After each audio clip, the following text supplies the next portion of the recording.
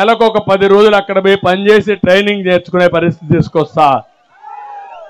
ఇక్కడ ఉండే యువతకు హామీ ఇస్తున్నా, మిమ్మల్ని ప్రపంచానికి అనుసంధానం చేస్తాం, మీ భవిష్యత్తుకు గ్యారంటీ ఇస్తాం.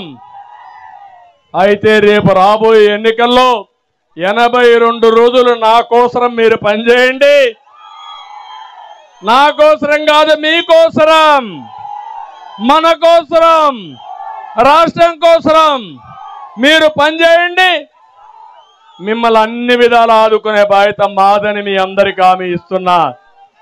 రైతులకి అన్నదాత కింద ప్రతి ఒక్క రైతుకు 20,000 రూపాయలు ఇస్తాం. ఇంకో పక్క మళ్ళీ రైతు రాజ్యాన్ని తీసుకొస్తాం. ఇరిగేషన్ ప్రాజెక్టులు పూర్తి చేస్తాం, సబ్సిడీలు ఇస్తాం. రాయలసీమని ఒక హార్టికల్చర్ హబ్గా చేసి రాయలసీమ రైతాంగం మీటైన